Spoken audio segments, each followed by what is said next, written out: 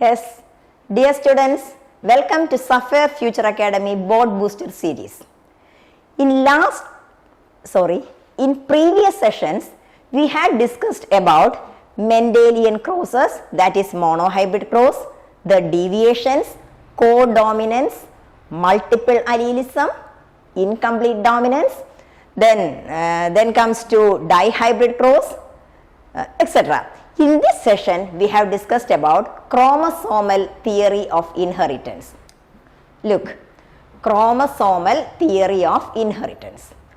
First point, chromosome as well as gene both occur in pair. Chromosome, what is the chromosome and a gene? Gene is unit of inheritance. Suppose here is a chromosome. ഈ ക്രോമസോമില് ഒരു ലോക്കസിലാണ് എന്ത് കാണുന്നത്? Gene കാണുന്നത്. Chromosome എങ്ങനെയാണ് ഉണ്ടായത്? Coiling and condensation of എന്തിന്റെ കോയിലിംഗും കണ്ടൻസേഷനുമാണ്?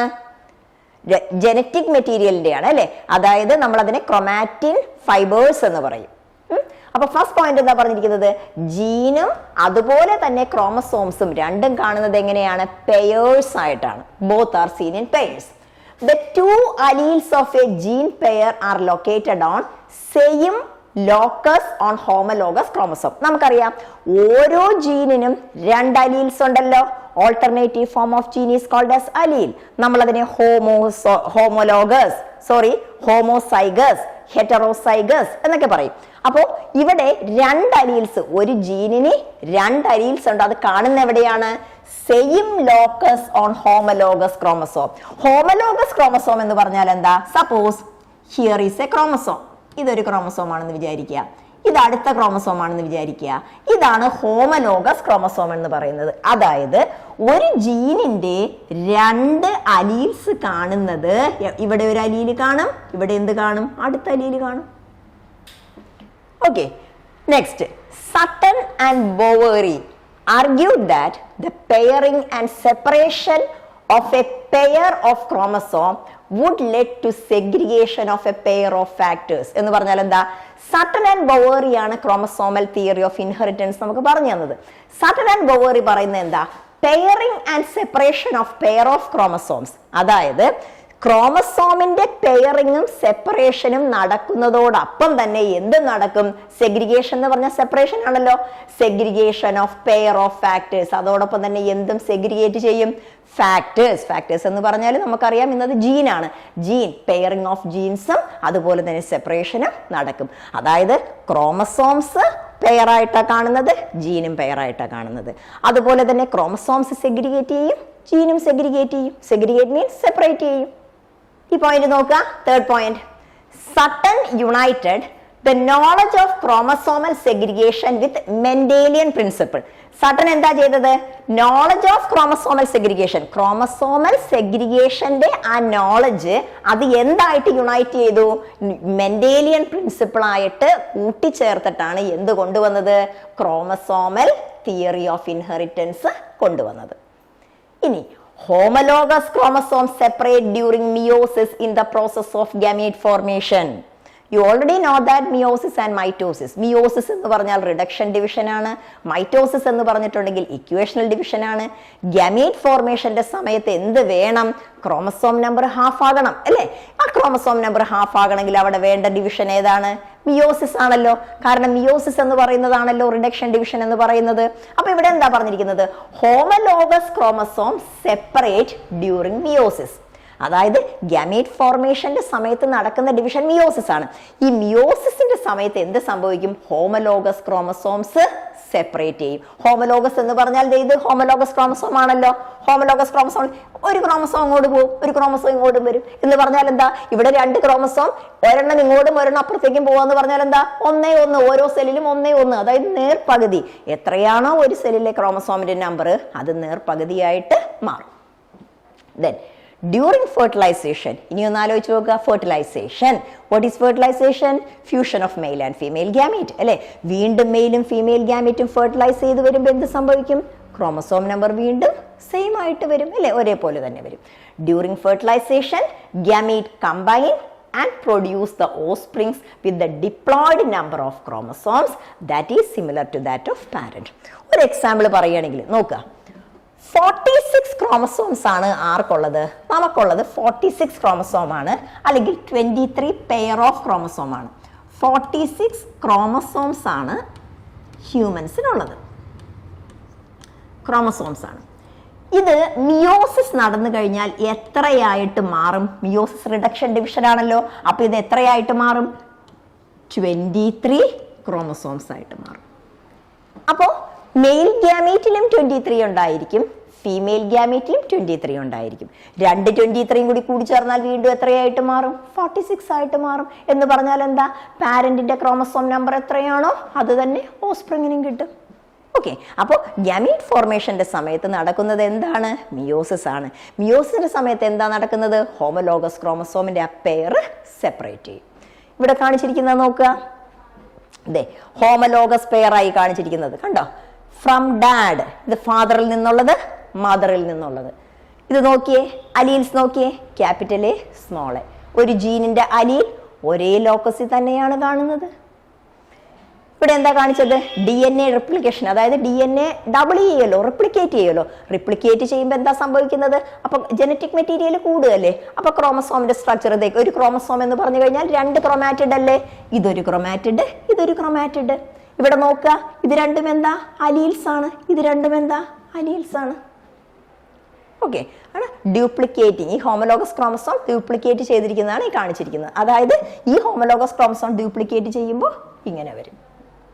Okay, then next, later T.H. Morgan demonstrate the linkage and recombination with the help of fruit flies. അതായത് ഇതൊക്കെ കഴിഞ്ഞതിന് ശേഷം അടുത്ത സയന്റിസ്റ്റ് വരികയാണ്, അതാണ് T.H. Morgan. T.H. മോർഗന്റെ experimentation material എന്ന് പറയുന്നത് ഫ്രൂട്ട് ഫ്ലൈസ് ആണ്. ആ ഫ്രൂട്ട് ഫ്ലൈസിന്റെ സയന്റിഫിക് നെയിം ആണ് ഡ്രോസോഫില മെലാനോഗാസ്റ്റർ. അത് വെച്ചിട്ട് ലിങ്കേജ് ആൻഡ് റീകോമ്പിനേഷൻ, ഈ ലിങ്കേജ് ആൻഡ് റീകോമ്പിനേഷനെ കുറിച്ച് മെന്റൽ പറഞ്ഞിട്ടില്ല, അത് പ്രൂവ് ചെയ്യുന്നത് ആരാണ്? T.H. മോർഗനാണ്. ഓക്കെ, അപ്പോൾ Sutton and Boveri chromosomal theory of inheritance പറഞ്ഞു തന്നു. അതിനുശേഷം ലിങ്കേജ് ആൻഡ് ക്രോസിംഗ് ഓവർ പറഞ്ഞു തരുന്നത് ആരാണ്? T.H. മോർഗനാണ്. ഇനി explanation of chromosomal theory of inheritance, Drosophila മെലനോഗാസ്റ്ററിന്റെ എക്സ്പെരിമെന്റ് വരുന്നുണ്ട്. ആദ്യം നമുക്ക് explanation of chromosomal theory of inheritance എന്താണെന്ന് നോക്കാം. Chromosomal theory, linkage and genetic recombination. ആദ്യം പറയാൻ പോകുന്നത് ഇതാണ്, chromosomal theory of inheritance. First point, inheritance of the gene is described by linkage and recombination. Inheritance of a gene is described by, എങ്ങനെ describe ചെയ്യുന്നത്? Linkage and ക്രോ. എന്തായിരിക്കും linkage എന്ന് പറഞ്ഞാൽ? ലിങ്കേജ് എന്ന് പറഞ്ഞാൽ എന്താ? രണ്ട് ജീൻസ് ലിങ്ക് ചെയ്തിരിക്കുക. ലിങ്ക് ചെയ്തിരുന്നാൽ അവരെന്ത് ചെയ്യില്ല? ഒരു കാരണവശാലും സെപ്പറേറ്റ് ചെയ്യില്ല. ലിങ്കേജ്. റീകോമ്പിനേഷൻ എന്ന് പറഞ്ഞാൽ എന്താ? Formation of new combinations. Formation of new combinations. അപ്പോൾ ഇൻഹെറിറ്റൻസ് ഓഫ് ജീൻ ഇവിടെ എക്സ്പ്ലെയിൻ ചെയ്യുന്നത്, ഡിസ്ക്രൈബ് ചെയ്യുന്നത് linkage and recombination. For more than 2 generation, the same gene of a same combination is inherited together in case of linkage. Suppose linkage എന്ന് പറഞ്ഞു കഴിഞ്ഞാൽ രണ്ടിൽ കൂടുതൽ generations ഒരു രണ്ട് ജീനിന്റെ കോമ്പിനേഷൻ. എക്സാമ്പിൾ പറയുകയാണെങ്കിൽ ഡ്രോസോഫില്ലയിലാണെങ്കിൽ ഇപ്പോൾ യെല്ലോ വൈറ്റ് എന്ന് പറയുന്ന കളർ, യെല്ലോ ബോഡി കളറും വൈറ്റ് ഐയും, ഈ രണ്ട് കളറും രണ്ടിൽ കൂടുതൽ ജനറേഷൻസ് ഒരേപോലെ വ്യത്യാസമില്ലാതെ വന്നു കഴിഞ്ഞാൽ നമ്മൾ അതിനെ പറയുന്ന പേരെന്താണ്? ലിങ്കേജ് എന്നാണ്. അത് എന്ത് ക്യാരക്ടറും ആയിക്കോട്ടെ, ഏതെങ്കിലും ട്രൈറ്റ് രണ്ടിൽ കൂടുതൽ ജനറേഷൻസ് ഒരേപോലെ തന്നെ വരികയാണെങ്കിൽ, ചേഞ്ചസ് ഒന്നുമില്ലാതെ ഒരേപോലെ തന്നെ വരികയാണെങ്കിൽ അതിനെ പറയുന്ന പേരാണ് ലിങ്കേജ് ആണ്. More than 2 generation the same gene of same combinations is inherited together in case of linkage. ഞാൻ പറഞ്ഞു രണ്ട് ജീൻസ് എപ്പോഴും ഒരുമിച്ച് നിൽക്കുകയാണെങ്കിൽ അതിൻ്റെ ക്യാരക്ടർ ഒരുമിച്ചല്ലേ എക്സ്പ്രസ് ചെയ്യുള്ളൂ. അങ്ങനെ 2ൽ കൂടുതൽ ജനറേഷൻ വരികയാണെങ്കിൽ we call it as linkage. റീകോമ്പിനേഷനിലോ the offsprings are produced by exchange of genetic material. Recombination എന്ന് പറഞ്ഞാൽ എന്താ? മിയോസിസിന്റെ സമയത്ത് മിയോസിസ് 1ൽ പാക്വിറ്റീൻ സ്റ്റേജിൽ എക്സ്ചേഞ്ച് ഓഫ് ജനറ്റിക് മെറ്റീരിയൽ നടക്കുന്നുണ്ട്. നമ്മൾ അതിനെ ക്രോസിംഗ് ഓവർ എന്ന് പറയും. അങ്ങനെ ക്രോസിംഗ് ഓവർ നടന്നു കഴിയുമ്പോൾ എന്ത് സംഭവിക്കും?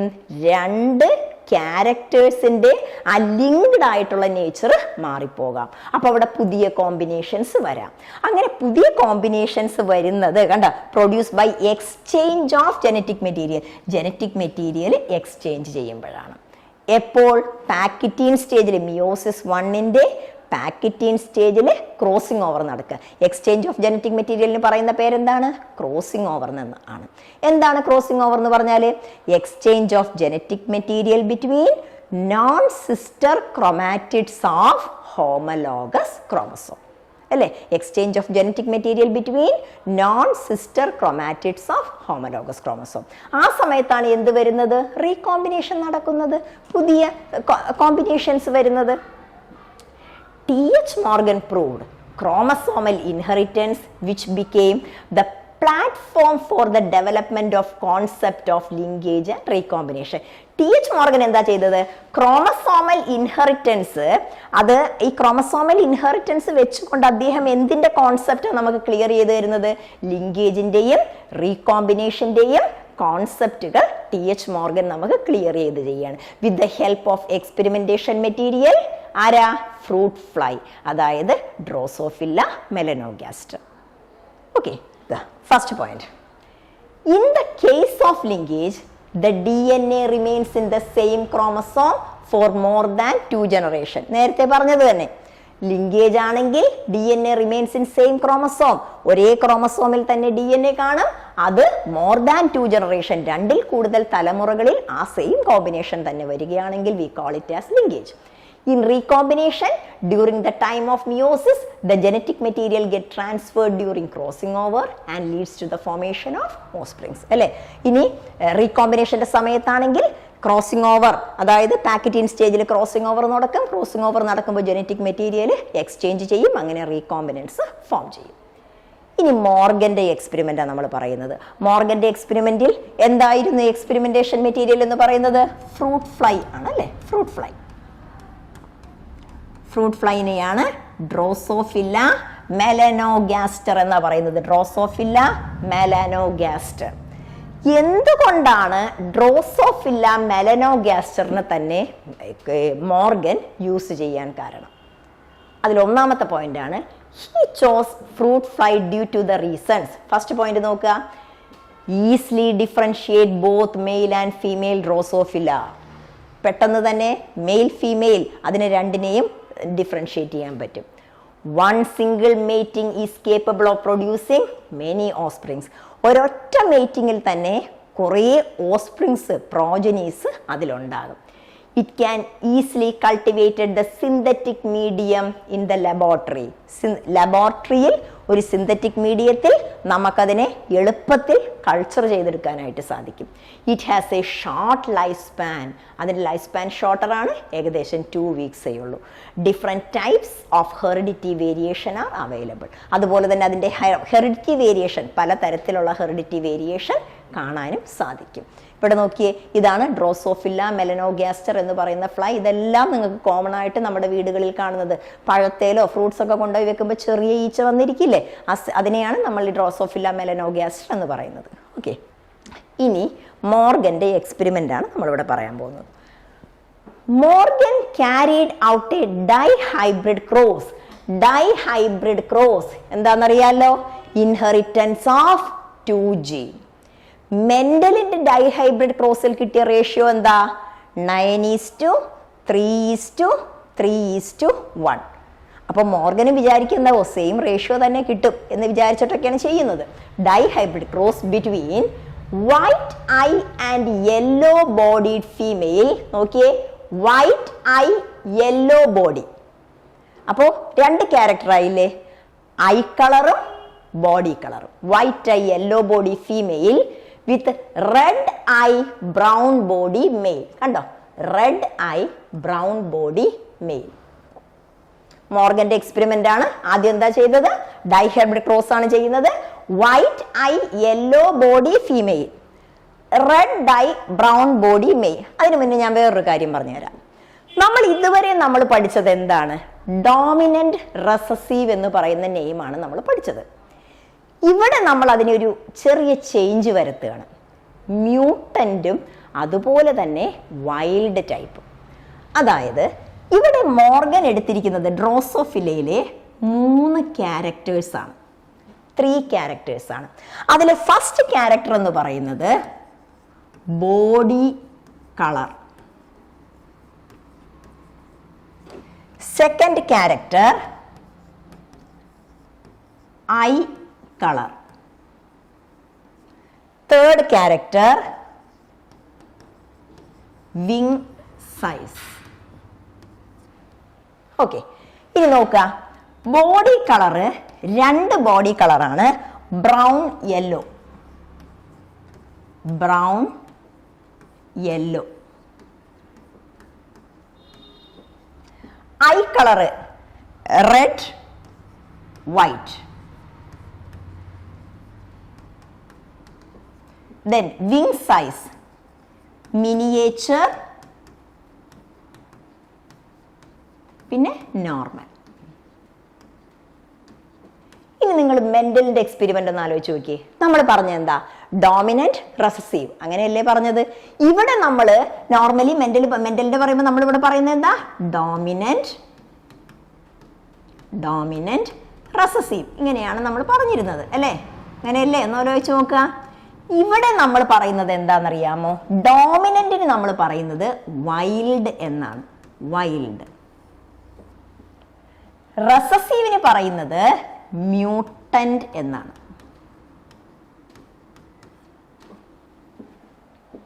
ഓക്കെ, ഇനി അതിന്റെ ജീനോടൈപ്പിക് ലെറ്റേഴ്സിന്റെ എക്സ്പ്രഷൻ എങ്ങനെയാണെന്ന് നോക്കൂ.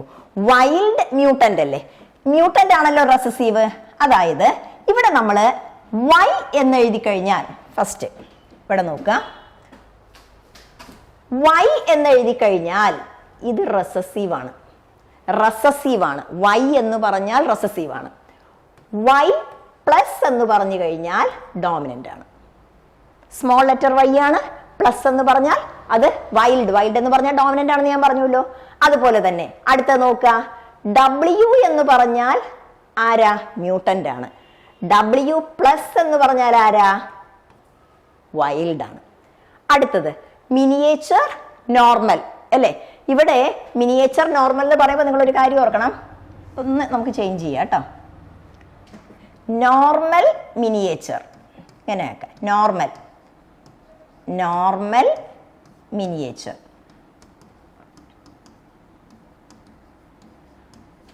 അപ്പോ എങ്ങനെ വരും, സ്മോൾ എം എന്ന് പറയുന്നത് മിനിയേച്ചർ, എം പ്ലസ് എന്ന് പറയുന്നത് വൈൽഡ്.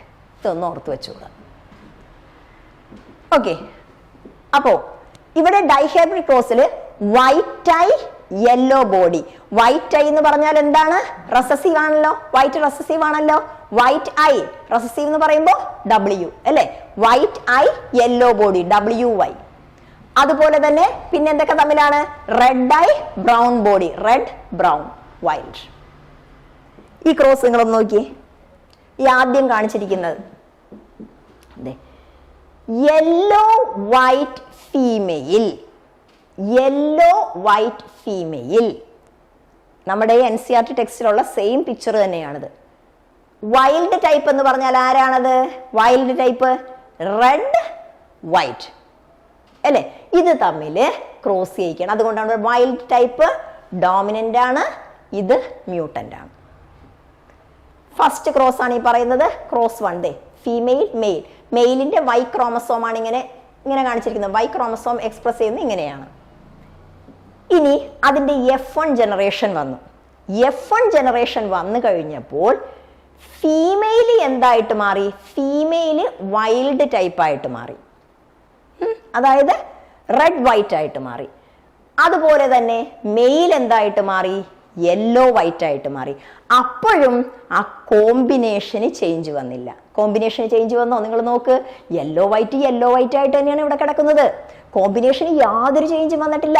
വൈൽഡ് ടൈപ്പ് ആയിട്ട് തന്നെയാണ് വന്നിരിക്കുന്നത്. ഇനി അത് കഴിഞ്ഞ് F2 പ്രോജനീസ് വരികയാണ്. F2 പ്രോജനീസ് വന്നപ്പോൾ ഇവിടെ പാരന്റൽ ടൈപ്പ് എന്ന് പറഞ്ഞാൽ യെല്ലോ വൈറ്റും വൈൽഡ് ടൈപ്പും ആണ്. അത് എത്ര വന്നു? 98.7% പാരന്റൽ ടൈപ്പും റീകോമ്പിനൻസ് എത്രയുള്ളൂ? 1.3% റീകോമ്പിനൻസുമാണ്. എന്താ അങ്ങനെ വരാൻ കാരണം? നിങ്ങൾ നോക്കിയേ, the distance between yellow and white is very low. യെല്ലോവും വൈറ്റും കിടക്കുന്ന ഡിസ്റ്റൻസ്, രണ്ട് ജീനുകൾ ഇരിക്കുന്ന ഡിസ്റ്റൻസ് കുറവാണ്. ഡിസ്റ്റൻസ് കുറഞ്ഞു കഴിഞ്ഞാൽ the genes are tightly linked. Genes tightly linked ആയിരിക്കും. ടൈറ്റ്ലി ലിങ്ക് എന്ന് പറഞ്ഞാൽ അവർക്ക് വിട്ടു പോകാനേ പറ്റില്ല. എന്ന് പറഞ്ഞാൽ അവിടെ ക്രോസിംഗ് ഓവർ നടക്കുന്നില്ല. അങ്ങനെ വരുമ്പോൾ റീകോമ്പിനൻസിന്റെ നമ്പർ ഭയങ്കര കുറവാണ്, 1.3 ഉള്ളൂ അല്ലേ? 98.7% ആരാ? സെയിം കോമ്പിനേഷൻ ആണ്, പാരന്റിന്റെ വന്ന അതേ കോമ്പിനേഷൻ തന്നെയാണ്. കാരണം എന്തുകൊണ്ടാ? The distance between the two genes are less, linkage is high. If the linkage is high, the number of recombinants are low. Okay, ഇനി സെക്കൻഡ് ക്രോസ് നോക്കിയേ. White miniature wild type. White miniature, ഞാൻ പറഞ്ഞു white miniature എന്ന് പറയുന്നത് എന്താണ്? Mutant ആണ്. Wild type ഡോമിനന്റിനെയാണ് നമ്മൾ wild type എന്ന് പറയുന്നത്. നോക്കുക, ഇവിടെ ഇതിന്റെ ഡിസ്റ്റൻസ് ഇതിനെ കമ്പയർ ചെയ്യുമ്പോൾ ദ ഡിസ്റ്റൻസ് ഈസ് ഹൈ ആണല്ലോ. Distance is high. Distance high ആയി കഴിഞ്ഞാൽ ലിങ്കേജ് ഈസ് ലോ, ലിങ്കേജ് കുറയും. ലിങ്കേജ് കുറഞ്ഞു കഴിഞ്ഞാൽ the number of recombinants or the percentage of recombinants high. Clear? നോക്കുക, വൈൽഡ് ടൈപ്പ് വന്നു, വൈറ്റ് അങ്ങനെ തന്നെ ഇവിടെ വന്നിട്ടുണ്ട്. ഇനി ഇതിന്റെ F2 പ്രോജനിയിൽ നോക്കിയേ. F2 പ്രോജനിയിൽ വന്നപ്പോൾ പാരന്റൽ ടൈപ്പ് എത്രയായിട്ട് മാറി? പാരന്റൽ ടൈപ്പ് 62.8% ആയിട്ട് മാറി. റീകോമ്പിനന്റ് ടൈപ്പ് എത്രയായി നോക്കിയേ? റീകോമ്പിനന്റ് ടൈപ്പ് എത്രയായി? 37. റീകോമ്പിനന്റ് ടൈപ്പ് പുതിയ കോമ്പിനേഷൻസ് റീകോമ്പിനൻസ് എത്രയായി? 37.2% ആയി മാറി. എന്താ കാരണം? Distance between the two gene white and miniature, ആ രണ്ട് ജീനിന്റെ ഡിസ്റ്റൻസ് എന്ന് പറയുന്നത് കൂടി. ഡിസ്റ്റൻസ് കൂടിക്കഴിഞ്ഞപ്പോൾ അത് ലൂസ്ലി ലിങ്ക്ഡ് ആയി. ലൂസ്ലി ലിങ്ക്ഡ് ആയി കഴിഞ്ഞപ്പോൾ അവിടെ എന്ത് നടന്നു? ക്രോസിംഗ് ഓവർ നടന്നു. ക്രോസിംഗ് ഓവർ നടന്നു കഴിഞ്ഞപ്പോൾ എന്ത് സംഭവിച്ചു? പുതിയ റീകോമ്പിനൻസ് ഫോം ചെയ്തു.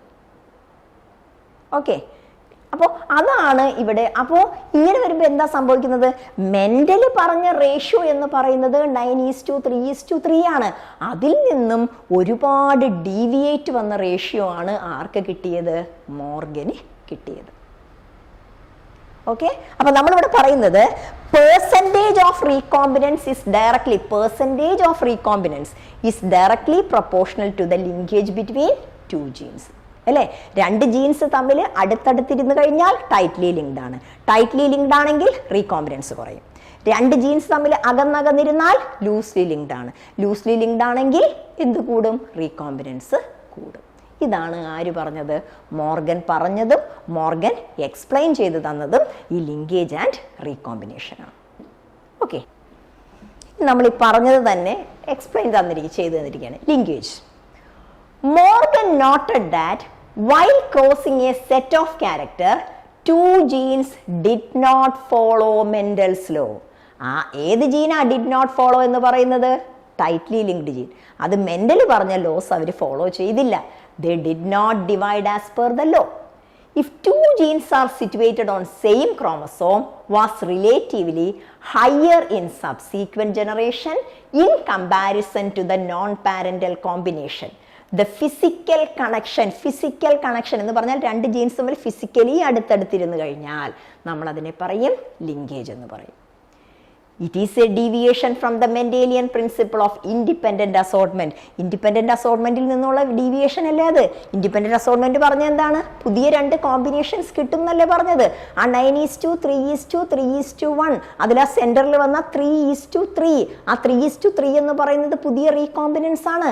അങ്ങനെയൊന്ന് നമുക്കിവിടെ കിട്ടുന്നില്ല. കാരണം എന്തുകൊണ്ടാ? ആ രണ്ട് ജീനും ടൈറ്റ്ലി ലിങ്ക്ഡ് ആണ്. It is a deviation from Mendelian principle of independent assortment is appropriate to be applied to the genes that are situated on different chromosomes. Then the term genetic recombination described the non-parental gene combination in dihybrid rows. അതായത് genetic recombination എന്ന് പറഞ്ഞാൽ എന്താ? Non parental type എന്ന് പറഞ്ഞാൽ എന്താ? പുതിയതായിട്ടുള്ള combination വന്നു കഴിഞ്ഞാൽ അതിനെ പറയുന്ന പേരാണ് റീകോമ്പിനൻസ് എന്ന് പറയുന്നത്. അതും കൂടി നോക്കുക.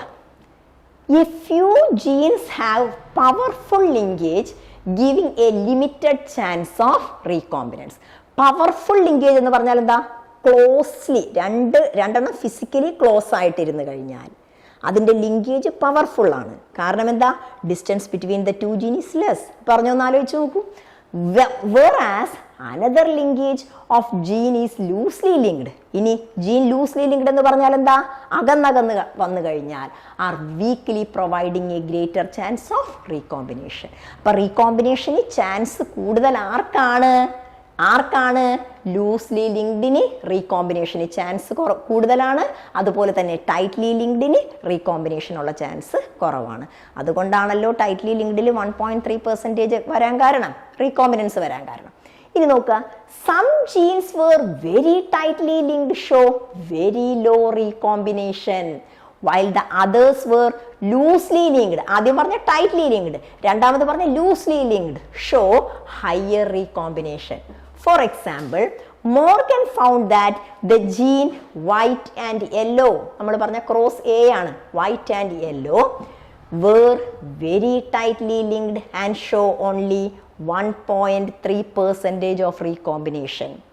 ഫസ്റ്റ് ക്രോസ് ആണ് നമ്മൾ വൈറ്റ് ആൻഡ് യെല്ലോ പറഞ്ഞത്. അവിടെ റീകോമ്പിനേഷൻ എന്ന് പറയുന്നത് 1.3 ഉള്ളൂ. എന്നാൽ രണ്ടാമത്തെ ക്രോസിൽ വൈറ്റ് ആൻഡ് മിനിയേച്ചർ വന്നു കഴിഞ്ഞപ്പോൾ എന്ത് സംഭവിച്ചു?